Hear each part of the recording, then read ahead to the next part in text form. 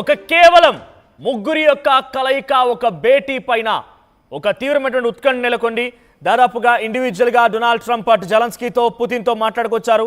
So ప్రస్తుతానికి పుతిన్తో ఇప్పటికే చర్చలు పూర్తయ్యాయి. కొన్ని డిమాండ్లు కూడా పుతిన్ పెట్టాడు, ఆంక్షలు విధించారు. ఇవన్నిటినీ ఒప్పుకోవాలి అని చెప్పి ట్రంప్ కూడా జెలెన్స్కీకి ఆదేశాలు జారీ చేయడంతో పాటుగా వైట్ హౌస్ వేదికగా జెలెన్స్కీతో భేటీ కూడా జరిగింది. జెలెన్స్కీ డొనాల్డ్ ట్రంప్తో పాటుగా వివిధ దేశాలకు సంబంధించిన ప్రతినిధులు కూడా హాజరయ్యారు. అటు బ్రిటన్ నుంచి కీర్ స్టార్మర్ హాజరయ్యారు. సో ఇక్కడ జెలెన్స్కీ చెప్పింది ఏంటంటే, నేను ఒంటరిగా రాను, నేను నాతో పాటుగా కొంతమంది వ్యక్తుల్ని తీసుకువస్తాను. సో ఆ వ్యక్తులు ఎవరు అని అంటే కనుక యూరోపియన్ యూనియన్కి సంబంధించిన వారు, నాటో దేశానికి సంబంధించిన వారిని తీసుకొని వస్తానని చెప్పి వారిని తీసుకొని ఈరోజు నిన్ననే ఆయన డొనాల్డ్ ట్రంప్తో భేటీ అయ్యారు. దాంట్లో president Emmanuel Macron of France president ఉన్నారు, president Alexander Stubb of Finland president ఉన్నారు, prime minister Giorgia Meloni of Italy and prime minister Keir Starmer of Britain, తర్వాత chancellor of the Federal Republic of Germany Friedrich Merz, president of European Commission, ఆ తర్వాత Ursula von der Leyen, తర్వాత secretary of NATO Mark Rutte, వీళ్ళందరూ కూడా White House వేదికగా Donald ట్రంప్తో భేటీ అయ్యారు. ఫస్ట్ విజువల్లో మీరు చూస్తున్నటువంటి ఆ ఫోటోలో కనిపించే వ్యక్తులంతా కూడా నిన్న ఆ వీడియోలో కనిపించే వ్యక్తులంతా కూడా డొనాల్డ్ ట్రంప్తో భేటీ అయ్యారు. జెలెన్స్కీ పక్కనే ఉన్నారు. జెలెన్స్కీతో పాటుగా Keir Starmer, Macron, mark రుటే, NATO secretary వీళ్ళందరూ కూడా నిన్న డొనాల్డ్ ట్రంప్తో భేటీ జరిగింది. ఈ భేటీలో ఇద్దరి మధ్య చాలా ఉత్కంఠమైనటువంటి ఒక చర్చలు జరిగినట్టు తెలుస్తోంది. సో ఈ చర్చలో ప్రధానంగా వీళ్ళంతా జెలెన్స్కీ వైపుగా నిలబడ్డామని చెప్పి జెలెన్స్కీకి ఒక వెన్నుదన్నుగా వైట్ హౌస్ వేదికగా ట్రంప్తో భేటీ అయ్యేందుకు వచ్చారు. సో వాళ్ళంతా చెప్తోంది ఒకటే, పుతిన్ డిమాండ్లని మేము ఎట్టి పరిస్థితుల్లో ఒప్పుకోము.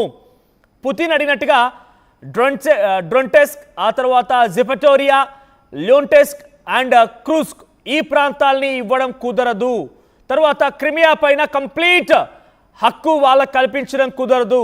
జెలెన్స్కీ తమ ఆయుధ సామాగ్రిని పెంపొందించుకోవచ్చు. యుద్ధాన్ని జరిగే విధంగా ఆయన ఎక్కడైతే ఆ ఆర్మీ సైన్యాన్ని మోహరించి ఉంచాడో ఆ రకంగా సైన్యాన్ని మోహరించి ఉంచుకోవచ్చు. ఇవన్నీ ఈ వివిధ దేశాధినేతలు జెలెన్స్కీతో పాటుగా వచ్చి వైట్ హౌస్లో మాట్లాడిన మాటలు. కానీ ట్రంప్ మాత్రం ఇది కరెక్ట్ అయిన పద్ధతి కాదు అని చెప్పి వాళ్ళందరినీ కొట్టిపారేస్తూ జెలెన్స్కీ కొన్ని సలహా సూచనలు ఇచ్చాడంట.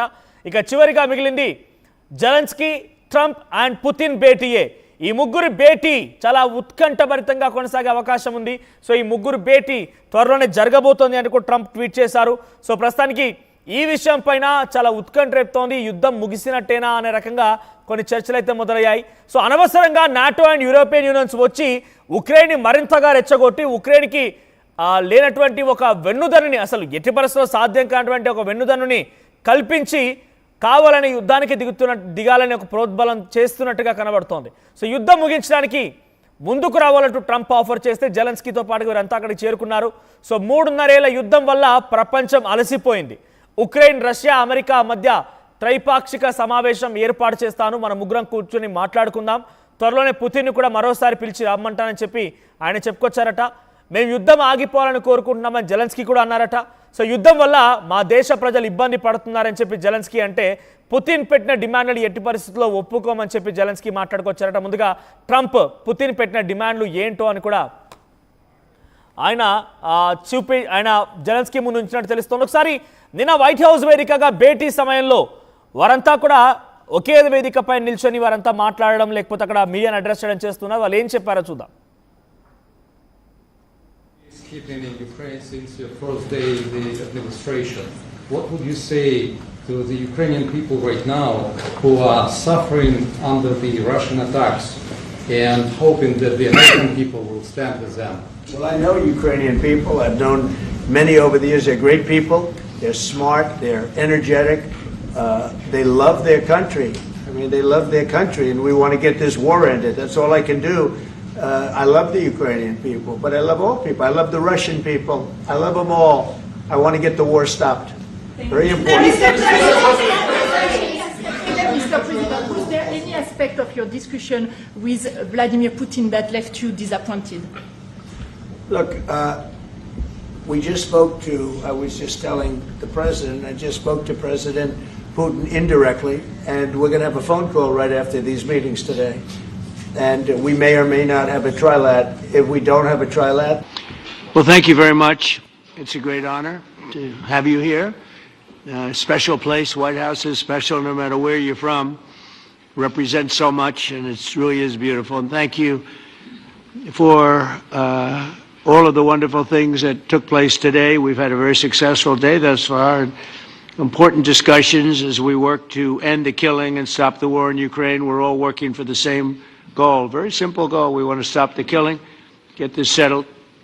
I've just had the honor of being with President Zelensky and all of the discussions that we've had. We covered a lot of territory, and I spoke indirectly with President Putin today. We're going to call President Putin right after this meeting.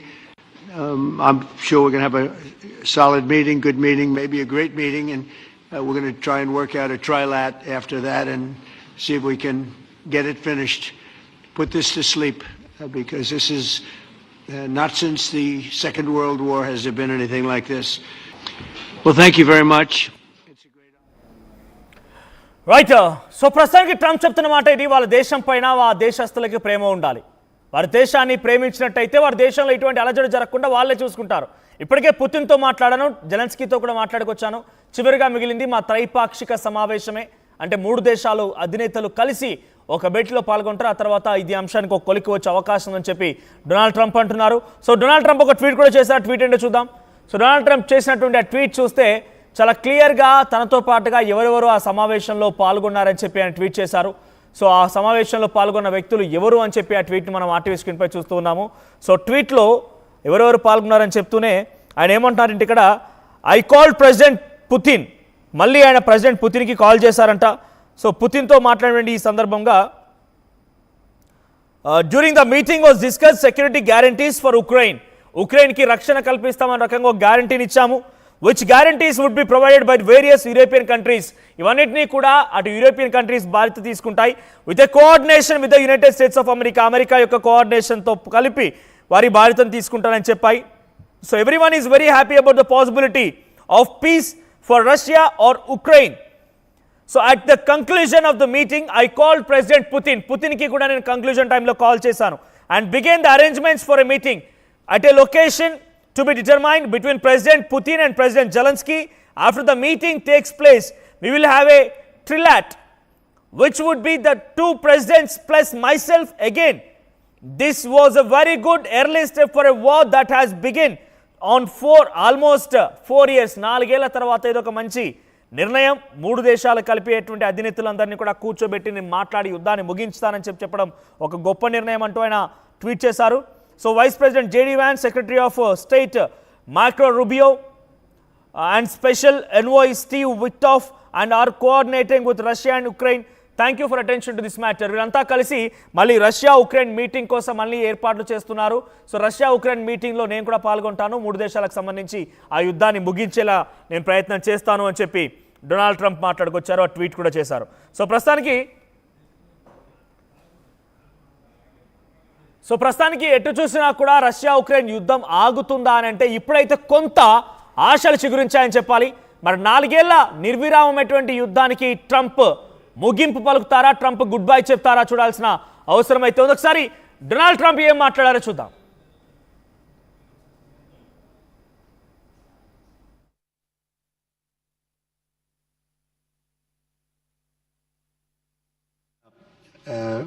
When we